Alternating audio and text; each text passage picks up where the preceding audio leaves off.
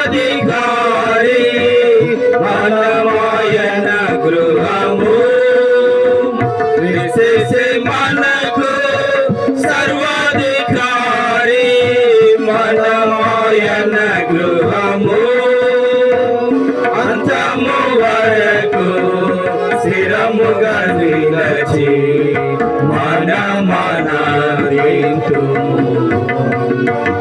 అంతము వరకు స్థిరముగా నిలచి మనమనదితుము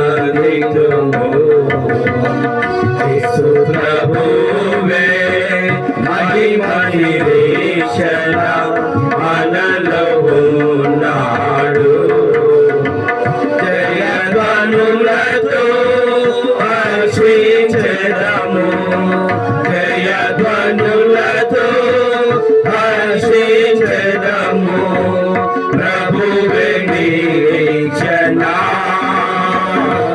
ప్రభువే నిరీక్షణ.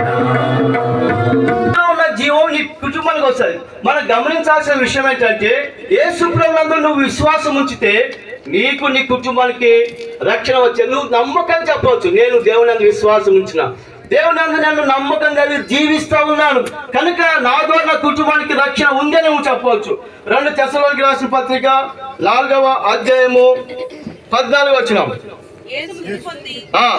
తిరిగి లేచిన మమ్మల్ని నమ్మిన యెడల అదే ప్రకారం యేసునందు నిద్రించిన వారిని దేవుడు ఆయనతో కూడా వెంట పెట్టుకొని వచ్చును. ఇంకా చదవండి.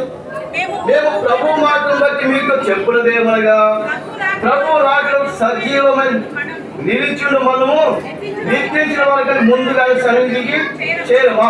గట్టిగా ఆర్భాటంతో ప్రధాన దూత శబ్దంతో దేవుని బూలతో పరలోకం నుండి ప్రభు క్రీస్తునందు మృతులైన వారు 17 ఆ మీద సజీవులను నిలుచున్న మనం వారితో కూడా ఏకముగా ప్రభువును ఎదుర్కొనట